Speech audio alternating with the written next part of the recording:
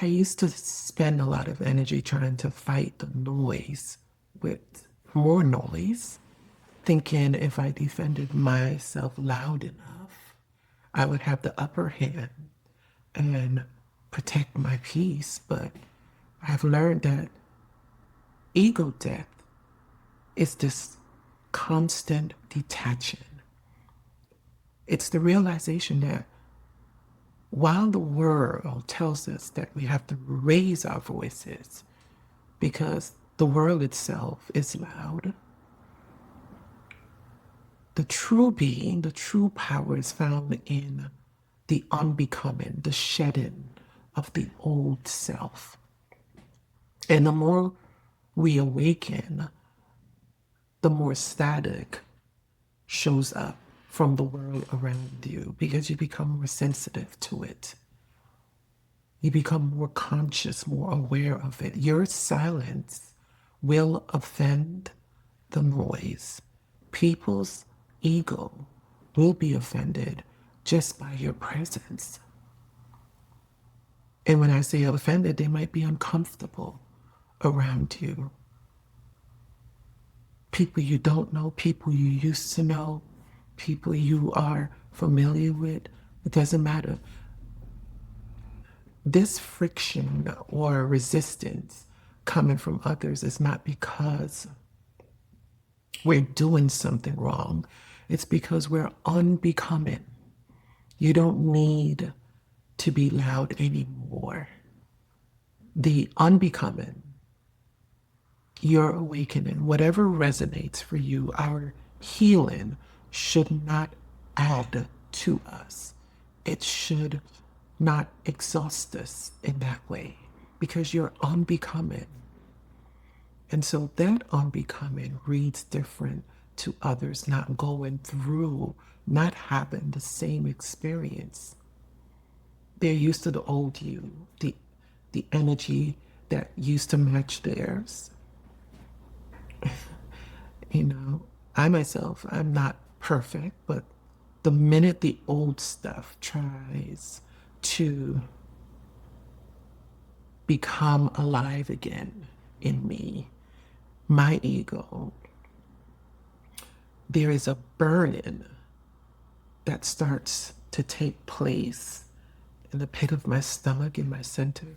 It's a deep conviction that happens on the inside.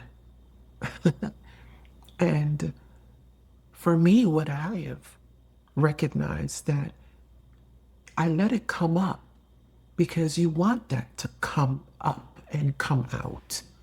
You know, those subtle ways the ego try to sneak back in. You want the ego to be burned away. Your awakening is breaking all the illusions the ego has built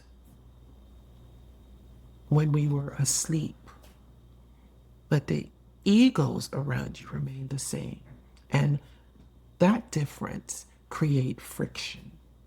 Folks that you used to agree with, your truth is different now. And that might offend their level of consciousness.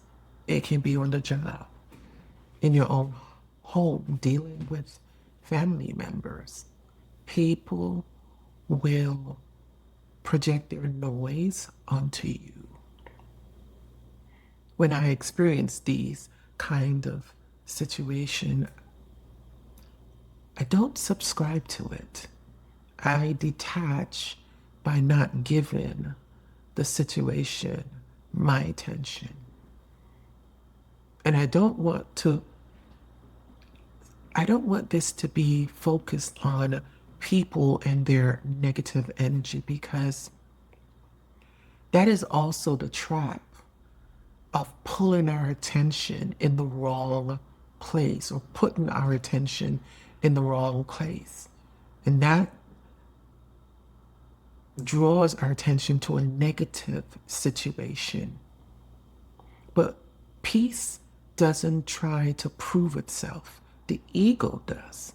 Peace is still. That was a profound lesson from my awakening. For me, I don't need to protect my peace.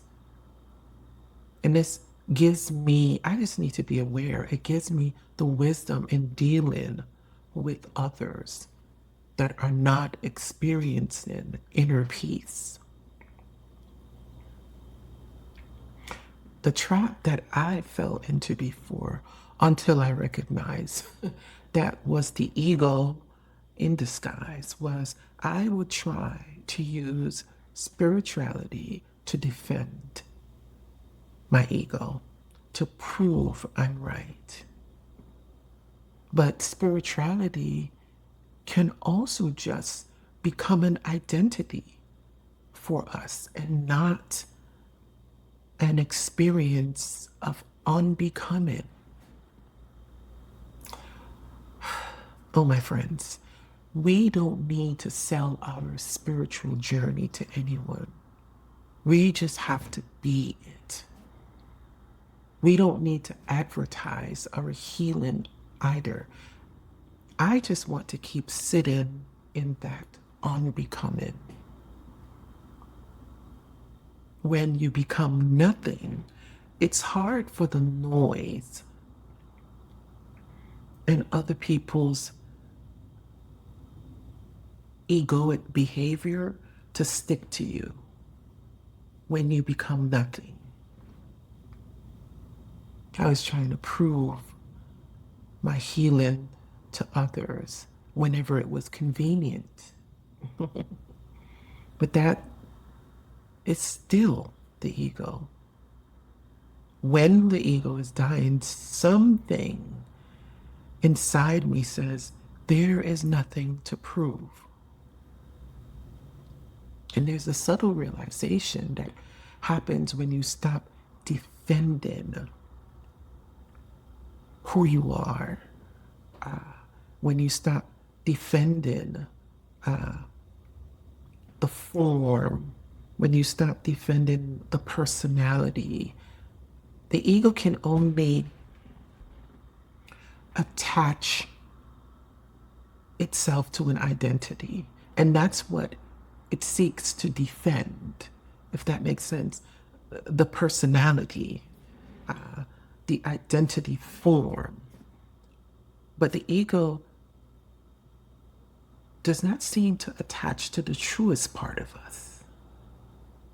Doesn't seem to attach there. It only attaches to the identity form. The jealousy, the envy, whatever the energy that is being projected, when that cannot find anything to hold on to, it simply just passes through you. And so the more we are unbecoming, none of that energy, none of that unconscious behavior can stick to you. When you start to, the more we start to shed all of those layers of identity. The ego makes noise because it's starving for attention. It doesn't actually care if we agree with something or disagree with something. It only wants your energy. The more attention you give a situation, the more you feed it. Even the thought of how do I kill the ego? It's the unbecoming. And in the unbecoming, all of those ego-centered ways that we've built in the old self, they will come up. And you want them to come up. You want them to come up. They say that empty vessels make the most noise.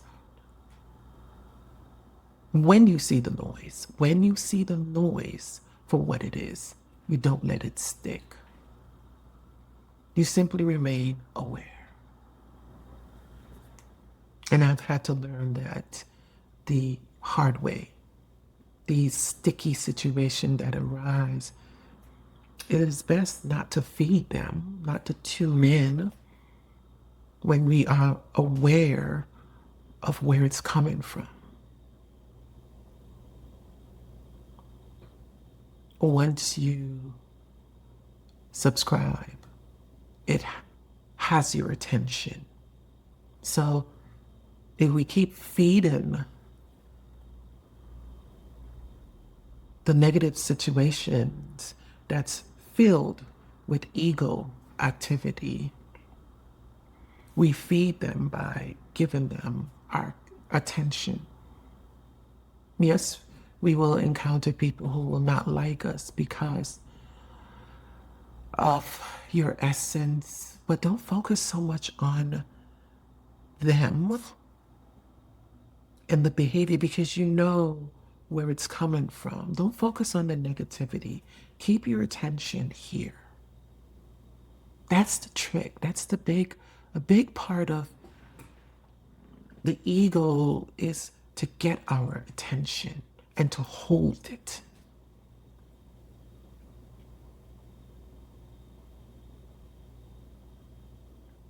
I feel like when these situations arise, it's a testing ground to see how much ego we're still carrying. The deeper understanding for me is these distractions only feed the ego. And that's when it gets messy. That's the ego's playing field. And it becomes exhausting trying to manage these different scenarios. The coworker that doesn't like you, you know, deal with people's noise. That becomes exhausted. And then we end up defending ourselves against something that was never your issue to begin with. I'm learning to detach from these situations when they arise.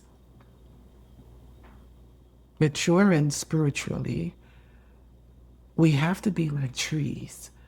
The more rooted a tree is, the more it remains steady through every season, every storm, every story. A tree doesn't scream at the wind, stop blowing. It simply trusts that its roots are deeper than the storm. Your power isn't in your ability to win an argument or debate better or even prove right or wrong. It's the inner maturing that allows us to remain still in a world that is asleep. It's that unbecoming. A tree doesn't focus on the fallen leaves. It lets the leaves fall naturally. And that is the detachment. Detaching from these situations in our daily lives as we become grounded more in our true presence. Just presence. We simply allow things to be. Being grounded isn't about how you react. Even when the ground is shaking under our feet, it's about being aware of it. And I'm learning this more and more, to be present. And when you are the awareness of what's happening around you, nothing can stick at that point. You don't need to survive the argument, the bitterness, the envy, the malice. You don't need to survive or protect your peace. You just need to stop giving it your attention, your power. Because the minute we start to take things so personal, we give it power to own us. So stay rooted in what's happening on the inside. and be present, be still. Much love and gratitude. Thank you for listening.